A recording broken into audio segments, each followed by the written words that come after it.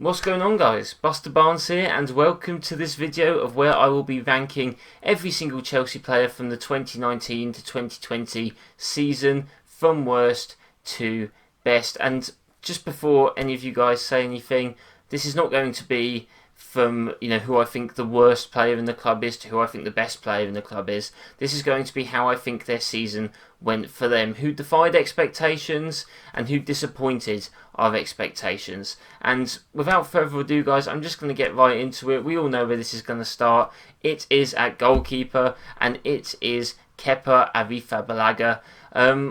The thing is, I could go on for ages and rant about his season, about how bad it's been, but I'm sure, as many of you are probably Chelsea fans, or even people that aren't, we all know that Kepa has been, statistically, and just from the eye, the worst goalkeeper in the Premier League this season. And if you actually look at the top 5 leagues altogether, he's basically been one of the worst goalkeepers in them. I think he's maybe he's second worst, if lucky, but yeah, his save percentage far below anyone's. He doesn't command the box or his area, and his distribution, it's good, but if he's so bad at everything else, you've got to expect his distribution to be on an Alisson or an Ederson level. And whilst he's younger, it just isn't anywhere near that. And to be honest, it's one of those things where I'm not saying that Kepa will never be a good goalkeeper or never be a great goalkeeper, but I think it's one of those things where you just think, if that's going to happen, it's not going to be at Chelsea. He looks small, he doesn't come out and claim the ball, the defence clearly has no confidence in him, and I know that some people say, oh, how can Kepa be confident with a bad defence? Well, how can a defence be confident when they know that if they concede one shot, on goal, there's like a 50-50 chance that it's going to go in? It's just not great. Like, going into a game, you should not be fearful every single game you go into because your goalkeeper's bad, especially when it's a club like Chelsea. How we finished 4th with Kepa in goal is pretty crazy, to be honest. I think if you look at stats, he let in 12 more goals than he should have. I think it's between 10 and 14, something like that. But considering our defence has been absolutely ripped apart by people for being so bad, technically on expected goals against, we should have only conceded the 5th least amount of goals in the league. I think City, Liverpool, Wolves and United were the only teams that should have conceded less than us. And I mean, don't get me wrong, our defence isn't perfect. Some games especially it's looked very suspect. But I think we can all agree that the main reason why we've conceded so many goals this season is because our goalkeeper has been terrible. And I do think it is time for him to go. I don't think he will, because I don't think we can sell him to anyone. His contract is like another 6 years or something. But let's be honest, it has to end. And if we don't sign a new goalkeeper this summer, then I'm just going to be terrified all over again for this season. And I don't think that we can even ask to challenge Liverpool or Manchester City if we have Kepa in goal. And let's be honest, guys, he wasn't even that good in his first season. Some people say he was, but I think that was people just letting him off and hoping that he'd be the next David De Gea, which doesn't seem like it's going to happen. But anyway, I don't want to turn this video into a massive Kepa rant. I think I've been going for 3 minutes about him. Let's move on to the player who had the next worst season. And it was a toss-up between two, but I actually went for Emerson. Now, the main reason that I went for Emerson is because Emerson had very high expectations from Chelsea fans going into the start of the season. If you guys don't remember, last season there was justice for Emerson trending, and every Chelsea fan, including myself, wanted him to be given a chance. Now, we didn't think that he was a world-class left-back. Maybe some people thought he could be, but I don't think any of us were thinking, oh, he's going to set the league alight, he's going to stop us from conceding goals. But let's be honest, Alonso was so bad that we just wanted to give anyone a chance, and towards the end of last season under Sarri, he was given a bit of that chance. I think some things came out saying that maybe his effort wasn't there. He used to go out clubbing a lot. He didn't really care. He was just sitting on his wages, which, I didn't want to believe. And when you see the start of this season, how it began, Lampard did select Emerson over Alonso. Emerson, I think, started our first 4 or 5 games and was really very good. Probably our best player in a few of those games. I think I remember his stats against Leicester at home when we drew 1-1 were actually very good. He almost scored a few goals. Like I think against United he hit the bar. But what happened is he got injured, and after he got injured, it just seemed like he gave up.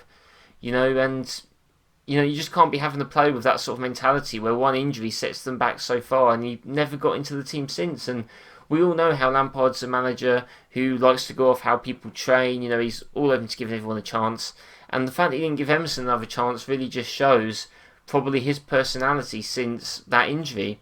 And it's a shame because I think he could have been a good player. But I think now we're probably going to sell him. And we've obviously got Ben Chilwell now, as everyone knows. And I do think out of Emerson and Alonso, even though there's no way I would have said this last season, it looks like Emerson is the most likely it's going to be sold. Mainly probably because Alonso is a bit more adaptable in the sense of if we play three at the back, Alonso can still do a pretty good job at wing back. Whereas Emerson just doesn't really seem like he cares anymore. He can go back to Italy and sit on his wages there. Next player after Emerson is Batshuayi, and to be honest, I put Batshuayi a little bit higher just because of a few moments, mainly just remembering back to that goal against Ajax, which won us that game against Ajax away, which really helped us progress through the group stage of the Champions League. It was actually Ajax who didn't get through, so it really shows how crucial that goal was by Batshuayi, but again, wasn't really given that much. Well, I say he wasn't given a chance. I think he was given a chance, but just nothing really great from him. He scored a few good goals against United as well when we lost 2-1 in the Cup. The League Cup, I believe that was. But, he's just, I think it's an effort thing again. I don't think he trains particularly that well. Out of him, Tammy and Giroud, his overall play is definitely, I think, the weakest. Some people, don't give Tammy enough credit when it comes to hold-up play and link-up play. It's definitely better than Batshuayi's is. Batshuayi is a good finisher, can have a good finish, and to be honest, I would be quite worried if he went to another team in the Premier League, because you can definitely see him scoring against us. If he goes to Leeds or Palace, you can definitely see Batshuayi turning up with some good poachers goals, but it just hasn't been a great season for him. I like the guy, he's funny on Twitter, but it just hasn't been a great season for him, and he is probably going to be offloaded. We now have 4 strikers now that Timo Werner's been signed, so it would be Batshuayi who seems to be out of the door. Next player is Pedro. Now, maybe Pedro could have been lower just because I think a lot of Chelsea fans thought that maybe he'd be starting a lot this season. A lot of us were a bit sceptical. Even though Lampard was coming in, we were all worried, saying, oh, what if our young players don't get a chance? Are we just going to be seeing Pedro, Willian and Giroud as our front three the entire season? And some rival fans don't understand that in retrospect, but a lot of us were quite scared that we were just going to see old FC all of this season, because we all thought Lampard had a lot of pressure on him and that he maybe wasn't going to be so lenient towards the youngsters because maybe he was given too high expectations which he had to rely on experience. But that didn't happen. Pedro barely played. He scored a really nice goal in pre-season, I remember, but he's just lost it. There was a few times where you could see he lost his legs. He always put in effort during his matches, but he's going to Roma now. It's a shame that he got injured in that FA Cup final against Arsenal, but he's been a very good player for us. A player who a lot of people thought was going to turn into the next Andre Schürrle or Cuadrado, where they didn't really play. But Pedro didn't do that, and he scored some important goals for us. So fair play to him. Hopefully he does well at Roma, but it wasn't necessarily a great season for him. Now we're going to get on to a centre-back. Now this was quite tough. Our centre-backs are all a bit over the place. Some are higher than others. Throughout the whole season, there's probably been different periods where the majority of fans have thought, this guy is our top centre-back. I think at the start of the season, everyone thought it was Rudiger. Everyone was like, oh, just wait until Rudiger gets back, he'll sort out our defence. And then it moved on to Tomori when he was getting a chance. Then I think for a few games it was Christensen when he played well against City. And now it seems to be Kurt Zouma as well. So very up and down for a lot of our centre-backs. But the player that I have gone for as having the worst season individually, due to their aspirations, is Antonio Rudiger, a player that a lot of Chelsea fans say is our worst centre-back. Now, I don't necessarily agree that he's our worst centre-back. I'll get onto that in a bit. However, I do think that individually he did have the worst season. Last season under Sarri he had a very good season. He was good as well the season before under Kante. And this has just been a bit of a dip. He's made mistakes. He's been rash. He's not always had bad performances, but seeing mistakes from him, even in our pre-season game against Brighton, he gave away a penalty. Hopefully it sorts itself out for him. I don't want to sell Rudiger. I don't think we will because, you know, he's played a part in getting in Werner and Havertz, and I think selling him in this window would be a bit silly. Also, I do think he offers stuff in the locker room and dressing room as well. And let's be honest, he could have a good season, you know. Every player usually has one off season. That could have been his. So I think he deserves another chance. But I do think that at his standards, this was probably the most disappointing season from him. A guy who everyone thought was obviously going to be in our centre-back partnership throughout the season from the start. And someone who a lot of fans relied on to save our defence. And he didn't really do that. Some may argue he made our defence worse. But then moving on to the next spot, which is actually another centre-back, and that is Andreas Christensen. Someone who a lot of Chelsea fans rate his, you know, on-the-ball ability. And I don't want to turn this video into a Kepa and Christensen rant, but I do have to say that I don't really see it in Christensen, and it's a shame because, don't get me wrong, when he was in the Bundesliga and he came back under Kante, I was gassing him like everyone else was. I was like, oh, he's going to be great, but he's just weak, man. And to be honest, like, a lot of people talk about how smooth he is on the ball. Number one, I want a defender who can defend, but also number two, Christensen doesn't really progress the ball. You look at Christensen, I think his overall passing accuracy for this season was 92%, and I think Zuma, Tomori and Rudiger were like anywhere between 86 to 88. Now, if you actually watch these guys play via the eye, you will actually see that the other centre-backs, Tomori's, Rudiger and Zuma, actually progressed the ball quite well. A lot of people gave Zuma flack for being a bad passer. He's pinging balls left and right, he's trying to progress the ball, whereas Christensen, whenever he tries to progress the ball, that's when he loses it. I'm being serious, guys. That is what happens. And don't get me wrong, I think he's a good player, and I know a lot of fans are scared that if he leaves, he'll become a great centre-back in La Liga or something like that. But at the end of the day, guys, that's it. He could either go to the league and become a great centre-back, or stay with us and just still be not very good. I don't think that the Premier League is what he's cut out for. I think he's too weak. We've seen in multiple games he can get dominated by bigger strikers. Like, a lot of people were talking about how good he was against City. Well, I mean, don't get me wrong, a good game against City is great, but, you know, he's going to be good against City's front three, you know, with whoever it was, Sterling, you know, Bernardo Silva, you know, players that are small, players that are weaker than him. But if you put him against a Burnley, put him against a Calvert-Lewin, you know, he gets dominated, and it's just not good enough. We can't have that from a centre-back. Personally, if I was going to sell a centre-back this summer, it would be him.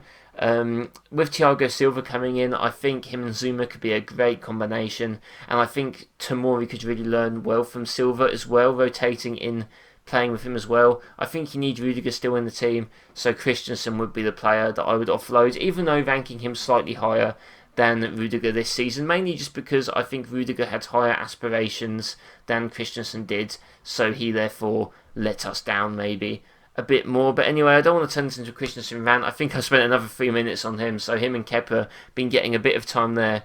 But going on to next, I've got Willy Caballero.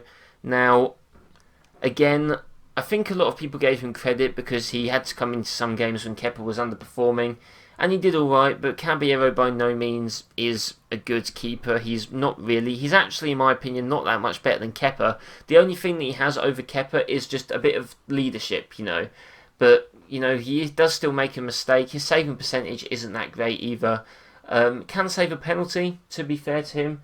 But so can Kepa. I mean, it doesn't really say much, you know.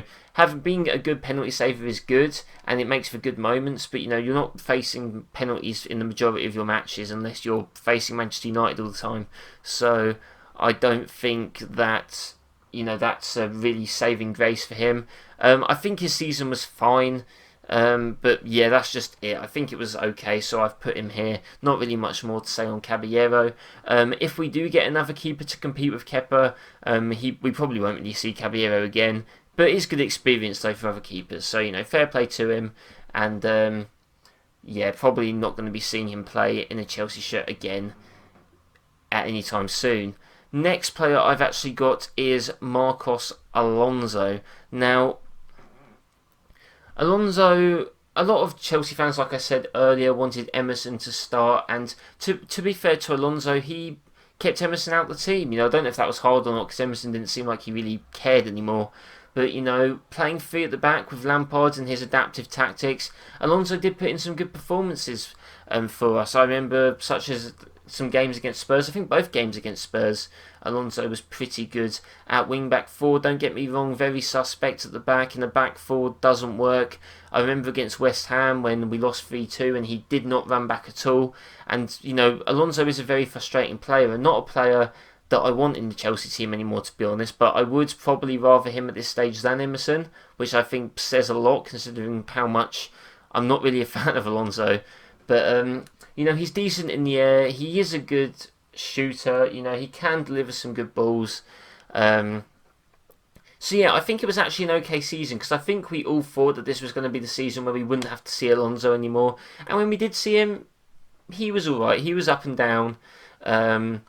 But yeah, that's all that can be said really. It was again an okay season from Alonso. Maybe surpassed our expectations a little bit, but there was definitely still some key suspect moments. Next player I've got N'Golo Kante. Now, maybe some people think he should be lower, and don't get me wrong, I love Kante. Kante, in my opinion, is still the best player in our team. I think a lot of people have been sleeping on him and saying like, oh, he should be sold, he's not good anymore, and I don't really get that. Like, yeah, he's been injured, but when he has played for us, he's still been very important. Think about the game against Liverpool in the Super Cup. Let's be honest, Kante has not been fit this season. He just hasn't been. He's been getting a load of injuries, and don't get me wrong, if his injuries continue, apologies if the camera's gone out of focus a few times, if his injuries continue, then I will be worried for him. But I think with how we're potentially going now forwards, with him playing as a sort of lone central defensive midfielder, which was never his best position before, might I add. Some people said that he... Oh God, guys, don't get me started on... Glenn Hoddle says this all the time if you listen to his commentary, how Kante is that lone, like by himself DM. That was never a great position for him. He's never played really by himself in a lone defensive midfielder position, apart from maybe for France. So this will be new for him, and it will be him adapting to a new position, but hopefully it means that maybe he'll just have to use his legs a bit slightly less, and we'll hopefully see a regular season from him, because he's still our best player. He's a great defensive player. His all-round game doesn't get as much credit as it should. He is adding more goals to his game as well, even this season when he maybe wasn't playing as advanced as, say, he was in Sarri's team. But yeah, you've got to give it a disappointing season just because he just hasn't been fit. He wasn't fit for the FA Cup final, which I think was a big hit. It was a shame, because I do think he would have probably turned up for that. Because, let's be real, a 70% fit Kante is still a great Kante. But I just think with his injuries, he has had a few nightmare performances. Nightmares may be a bit harsh, but it definitely just hasn't been a great season from him. And hopefully he can bounce back. I'm sure he can in his new role at Chelsea. And I don't think he's going anywhere, by the way. I'm pretty sure the rumours of him to Inter are untrue. And I think we'd be stupid to sell, like I said, our best player in our team. Moving on next, we've got Callum Hudson-Odoi. Now, I think this maybe varies on fans, because some people thought he'd come back and hit the ground running. I personally didn't think that was that realistic. He came back from, a very big career-threatening ACL injury. I think he didn't maybe do himself any favours, because when he came back, he actually was quite good. He got a few assists, and he was looking quite well. But, just coming back from that injury, you're going to have stop-start, finishes, and he was never going to have an amazing season for us. I think maybe it is a bit disappointing, the fact that maybe he didn't get himself into the first team a bit more, which is why I've ranked him a bit lower. But I've ranked him above N'Golo Kante just because I think that overall it was just an okay season from him. When I'm looking at this camera, guys, it's freezing a bit, so if you guys see that, I do apologise. If not, then it's just me, and that's absolutely fine. So yeah, I actually think Hudson-Odoi is going to have a very good season next season. He's looked great in pre-season, looks good towards the end of the season as well. It's coming on against Liverpool as well in the Premier League, even though we lost that match. He's looking good, so hopefully, this poor season behind him, which is obviously due to his injury, hopefully, he can start to feel his potential that we all know he's got, and become one of the great Chelsea players. And never know, maybe make his way into the team. I know he's got Ziyech. I know we've got Pulisic, but he is the only other winger we've got, HudsonOdoi, and when injuries come, he's got to be there to step up and show why we're paying him all that money and why he is going to be Chelsea for the future and why he should be a future starter for us. So looking forward to what we get from him. Next player, again, sort of similar, I've got Ruben Loftus-Cheek. The only reason I've sort of got him in just above HudsonOdoi is because I think, he missed a big chunk of the season, and I don't think many people have been as disappointed by him. Not to say you should be disappointed with how HudsonOdoi has done, but I think less people have been. And, Loftus-Cheek has looked quite good. He got that assist against Palace, and this restart for him was always just going to be about him recovering, getting back into the swing of things. Some people have written him off saying he's just not going to, be in the Chelsea team, really. He's not going to feature that much. I, want to disagree. I think he's a great player. Yes, he's 24, but I think he could be one of those late bloomer players. And even with the lack of game time he got under Sarri, or, these injuries that have halted his development, he's still a great player when he plays. Players can't get near him. He runs through teams. His goal scoring ability is good.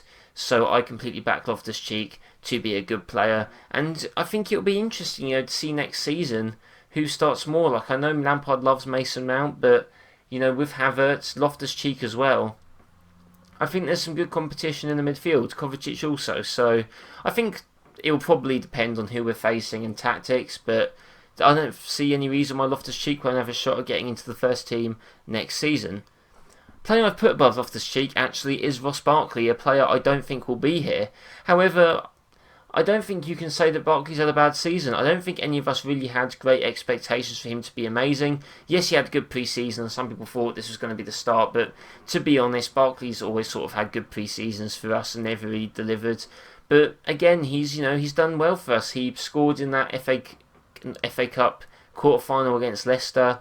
He, scored that really good goal against Liverpool. When we've called upon Barkley, apart from that Valencia game, he's been very good for us, decent. And I think that probably has, was higher than some people set out for him. And I don't think he'll be with us next season. Maybe he will for the first bit, but, with the four great central midfielders that we've got now with Havertz, or sorry, not confirmed, but basically confirmed, Havertz, Kovacic, Mount, and Loftus-Cheek, I do think that Barkley will be gone. But I think he's, had an alright season for us. I think he's a decent player, and I think that if he does go to a club like a West Ham, he will do very well there. And I appreciate Barkley and what he's done for us in a short amount of time he's been at the club.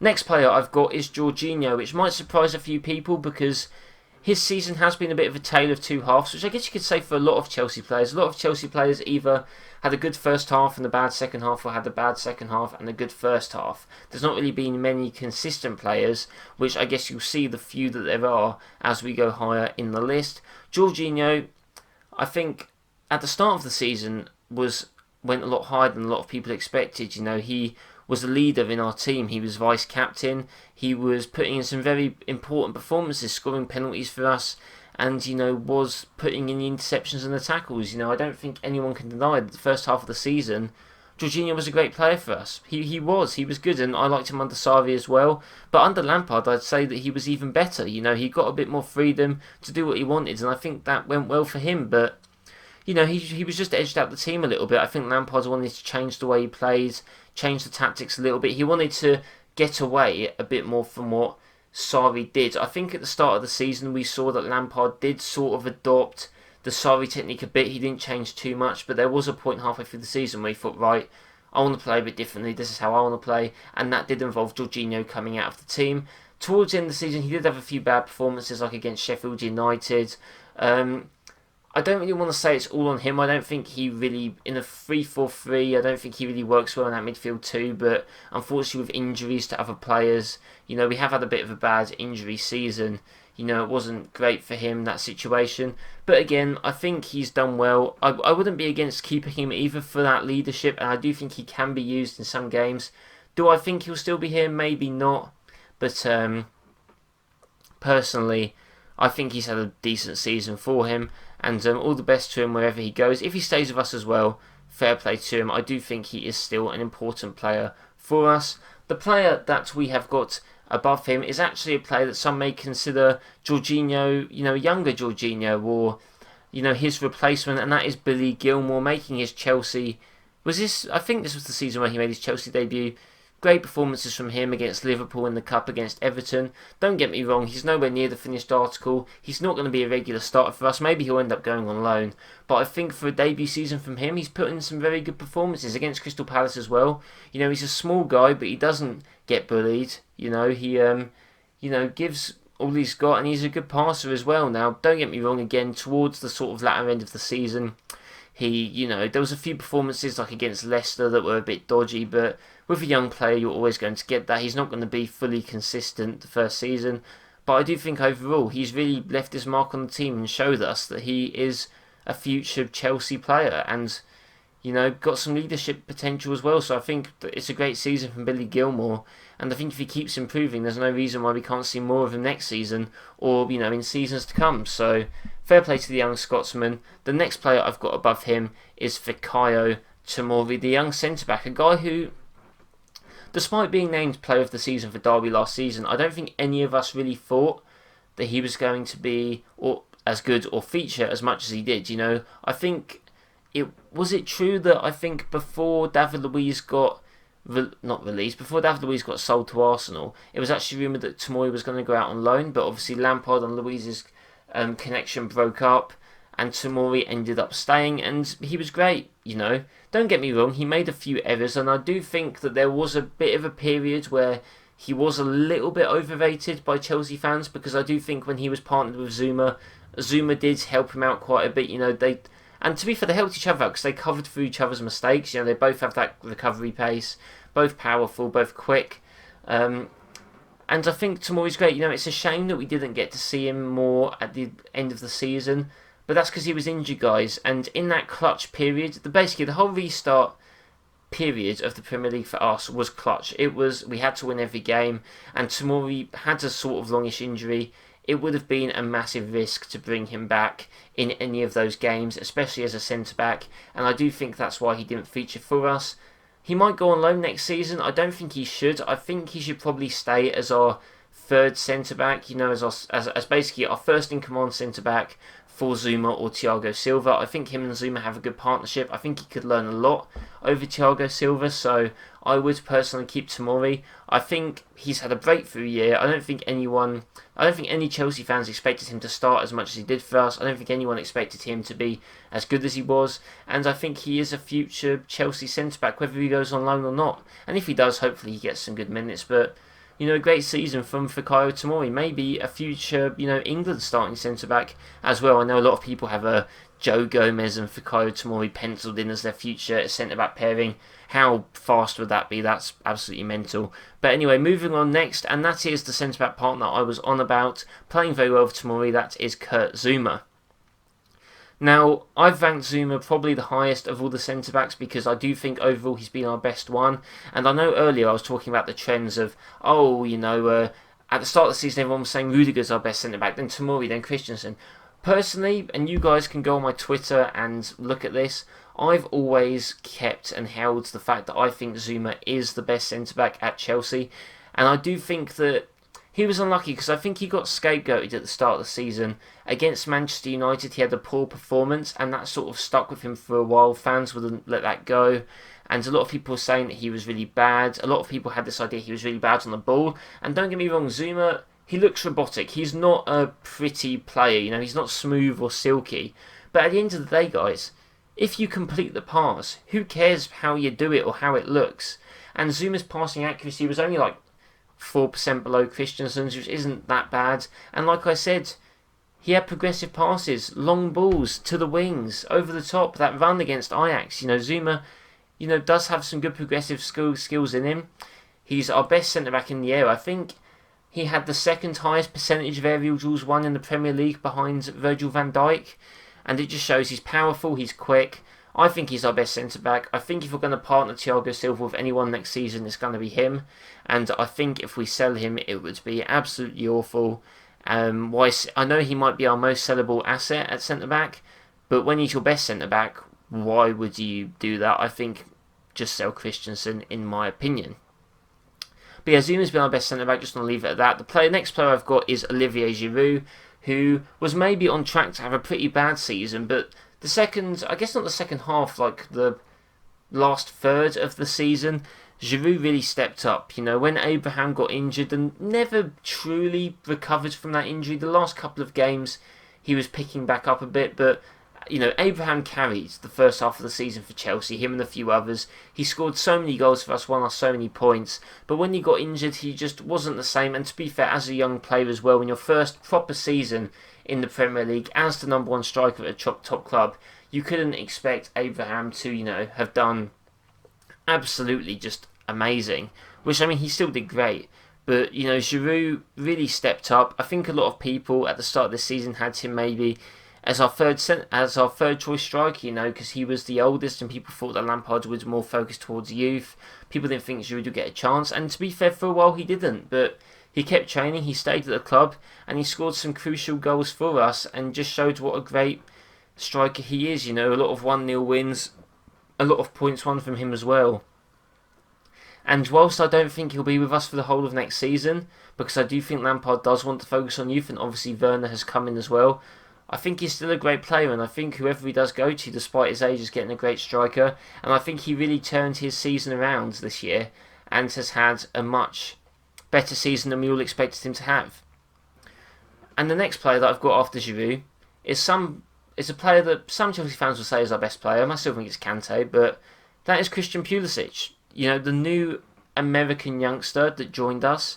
And the reason I ranked him this high, and maybe a bit low for some people, I mean, he is technically 7th in my ranking of the team, mainly because his start of the season wasn't great, and some people might argue he wasn't given a chance by Lampard. I think that Lampard was just bedding him into the team. You don't want to throw him in straight away. If you throw Pulisic in straight away and he doesn't perform, he gets a lot of flack, a lot of stick. And to be fair, in his first few games that Pulisic played for us, you know, he didn't look completely right. In his first few performances, you know, he was getting used to the league, the physicality was very different, and let's be honest guys, a lot of rival fans look back on our season and go, oh well, of course Chelsea did well, they had Pulisic, they bought him, he's a great player, which is actually quite funny because no one thought that Pulisic would be as good as he was. Even Chelsea fans didn't. Now obviously some fans would back that, but Pulisic's best season before us in the Bundesliga was 4 goals and 4 assists, I believe. And I think something in this Premier League season, he's got like 9 or 10 goals with like 8 assists. You know, he's been great, and he's won, it might be 6 assists, but he's won loads of penalties as well. And he's just been, especially in the restart, a revelation for us. He's been absolutely amazing, like Giroud. Both have done amazing since the restart. And he just looks like an absolutely fantastic player. And some people are even going like, oh, who's that Hazard bloke? Which I think is a bit quick. You know, we need to see Pulisic be consistent, you know, next season as well, doing these great performances. But some of the things he did, the way he glided through that Liverpool team, some of the goals he scored on his left and right foot, he's even decent in the air. Obviously, he scored that hat-trick against Burnley earlier in the season, which sort of, you know, set him up on his good streak. You know, he needs to maybe try and stay fit a bit more, you know, gets injured a bit. But overall, he's been absolutely great, better than I expected, better than I think most Chelsea fans expected him to be. And he looks like a great winger and the starting winger for us next season that could potentially lead us to a 2nd or 3rd spot finish in the Premier League, which I think is where we should be aiming for, by the way, guys. You know, some people are saying Chelsea should win the league now because of their signings. I don't quite think so, but I'd obviously take it. Next player after Pulisic is Reece James. Now, with these positions, it's a little bit of a toss-up, but I'm going with Reece James because, you know, he played in the Championship last season. This is his first proper season of professional top-tier football. Yes, he maybe didn't have the impact everyone thought. You know, some people gassed him up too much. Some people wrote him off.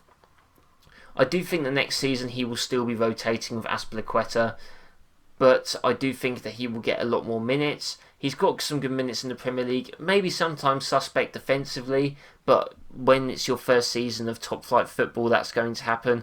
But there's also other times where he's shrugged off players. You know, he's a big guy, he's absolutely bodied players, he's got skill as well, he's an agile, graceful player despite his size. His crosses absolutely amazing. It just is. It's on tier with, Alexander-Arnold crossing. Not saying he's Alexander-Arnold by any means, but his crossing is immense. He's powerful, he's quick, and I think he's going to develop into a great right back. And with all the signings Chelsea are making, some people are worried about certain players, like Mount and Abraham, whether they'll still get the chances in the team. No one's saying that about Reece James, and there is a reason for that. He has been great this season. Maybe some stop-start performances here and there, but we all just look at him and we all know that he is Chelsea's future starting right back, maybe even a future captain down the line. So he's been absolutely great. Also, I think he's going to get way more assists next season when we actually have players that can get on the end of his crosses. Him overlapping Ziyech as well, that just sounds absolutely ridiculous and terrifying to anyone that faces us, in my opinion. The next player I've got just above Reece James is actually his right back, mentor, Cesar Azpilicueta, a guy who did not have a great start to the season, looked a bit suspect, was done, but I think he changed his game, I think that he, maybe relied a bit more on his physicality at the start of the season, which with age has gone a bit, but now he's been, he's played the game a bit more mentally now, getting in positions and, driving us to victories. The passion from him is great, yes. Some may argue he's not a vocal leader, he's not an amazing captain, but he does lead by example. He is a soldier and no one can deny that, and he has had some great performances for us, especially in the restart, and his assists tally has gone up. I think in the Premier League, isn't he like third or something for assists now, which is crazy for a guy who a lot of people don't consider an attacking right back. He has got forward and really helped us out at crucial times. He's still a great defender. Yes, he's not as good as people thought he'd be, but considering he wasn't great under Maurizio Sarri, I think a lot of people wrote him off this season and thought Reece James will start every single game this season because Aspas is done, he's finished. Just absolutely not the case. He'll be with us next season as well. I do think he'll play less, but he's still a great player, can still be used as a third centre-back and a free at the back. I don't think we've seen the last from Aspas at all. I still think he'll be with us for 1 or 2 more seasons. He's still our captain, and he's just been a great player and really exceeded everything that I think we thought he would. Next player, we've got our striker, our top scorer in the Premier League, Tammy Abraham.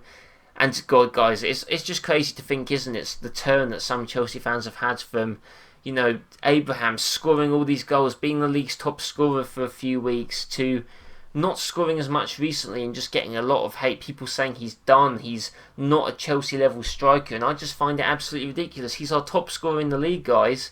He scored, I believe, the same amount of goals as Salah if you take away penalties. I think he scored more goals than Rashford if you take away penalties. And these are top tier Premier League players. Yes, okay, they're wingers, not strikers, but considering that this is Tammy's, first proper Premier League season at a top team like Chelsea, I honestly think that he's been absolutely amazing, unbelievable, above expectations. Some people think that he should be starting next season. I certainly wouldn't be against that. Maybe we see him and Werner together. Maybe we see Werner on the wing. But I think either way, even if Tammy's a bench player, he's going to provide a lot of impact. And I do think that he's just been great. He's just going to develop as well. He's going to get some more muscle. He's going to fill out a bit more. Going to be a bit stronger. He's good in the air. He's a great finisher. His hold-up play, I think, is, what I mean to say is I think it's good, and I think people don't give it the credit it deserves. Yes, it's been a stop-start, but I do think his injury did hold him quite a bit this season. It affected him badly, and I do think he was playing. I think he was playing a lot of games with that injury, though. I think he had a rib injury, and I think he was playing through it, and I don't think that helped him. But we did see towards the end of the season, he did pick up some goals against Palace, against Liverpool, against Bayern Munich as well. So by no means is Tammy finished. People saying he should be sold are stupid. People saying he has no future at Chelsea with Werner around is stupid. He's still going to compete with Werner, okay? That's just what's going to happen. Lampard's going to have them as his 2 top strikers, and Abraham will be here to stay and maybe become Chelsea's main striker. Who knows?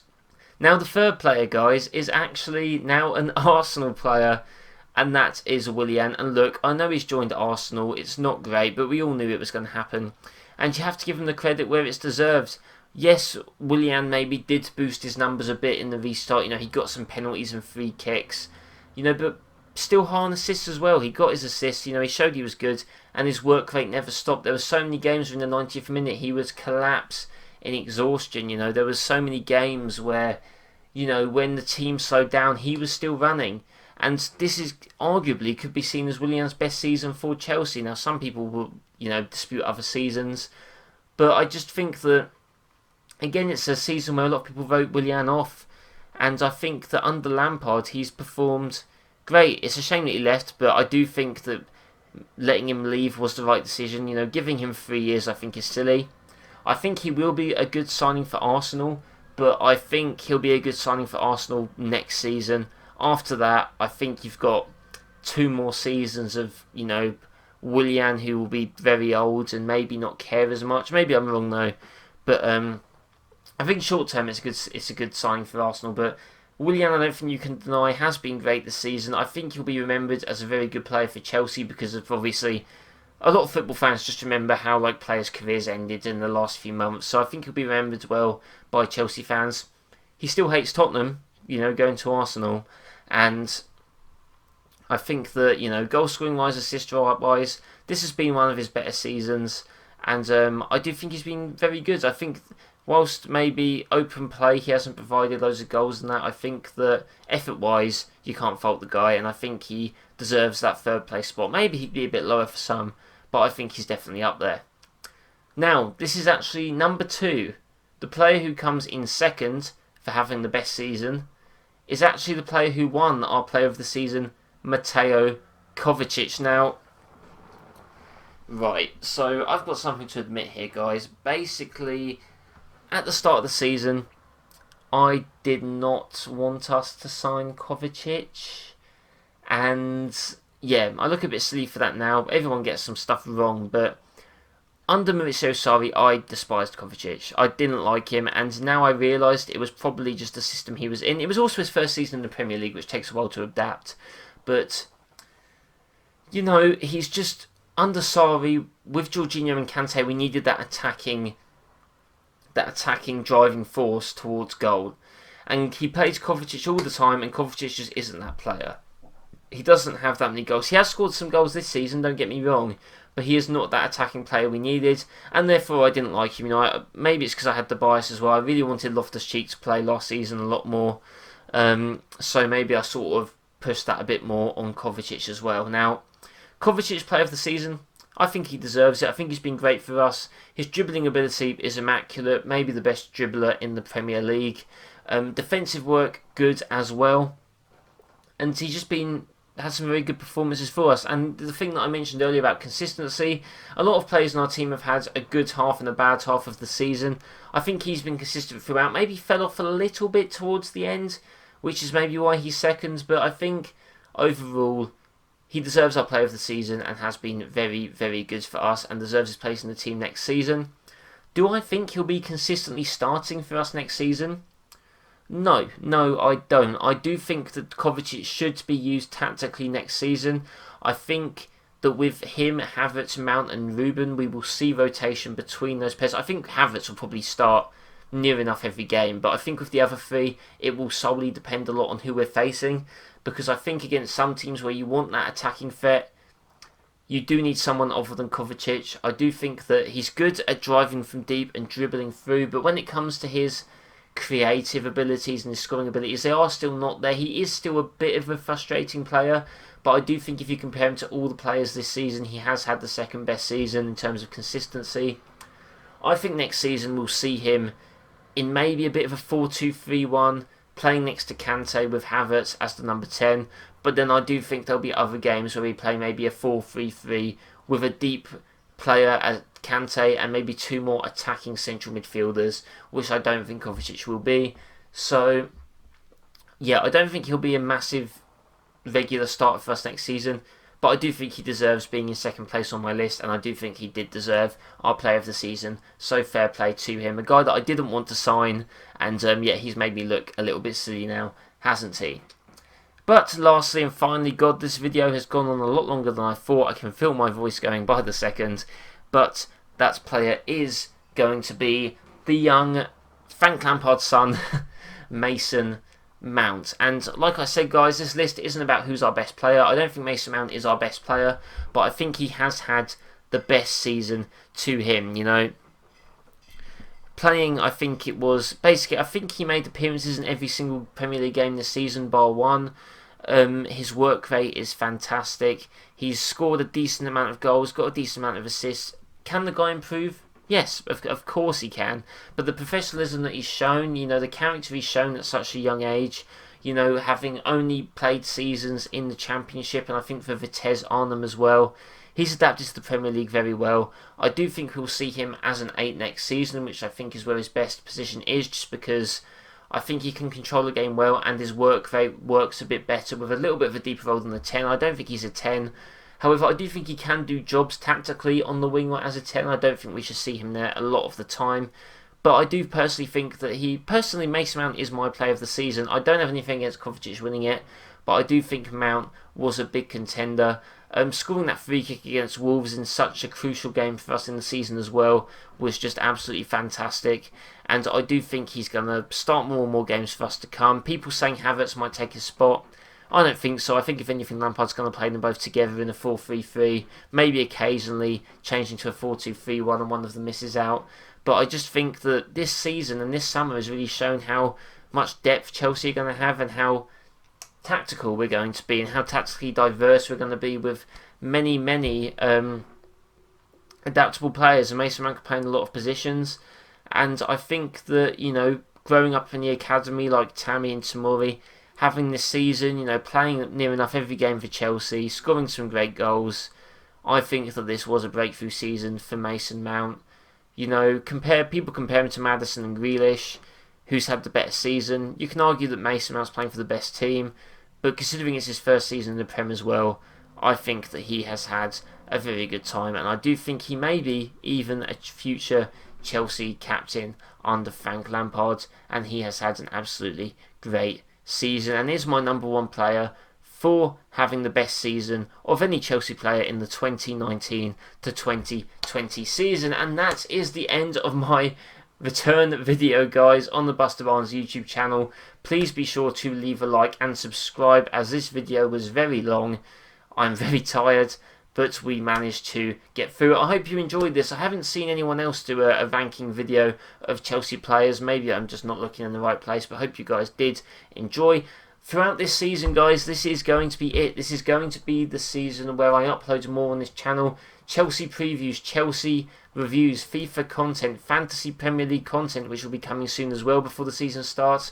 I'll be hitting a Premier League predictions video. I'm going to be predicting Chelsea player ratings on FIFA 21, I think the next FIFA is. I'll be predicting ratings for them as well as talking about a multitude of other things on this channel as well. University's finished for me, so that will hopefully give me a bit more time to, be able to focus on this channel, with obviously a job that I've got as well, but, and just try and provide some more consistent content for you guys. Thank you to everyone who has stayed with this channel throughout the years, and trust me when I say this is the beginning. This is the beginning of the channel going to some new heights, and me, being a lot more consistent with what I put on this channel. Hope you guys enjoyed the video. We're getting up to 50 minutes. I'm going to quit it now. I don't want to drive you guys too insane if you have stuck with me for this long. So yeah, that's it, guys. Please subscribe, and I'll see you for the next video.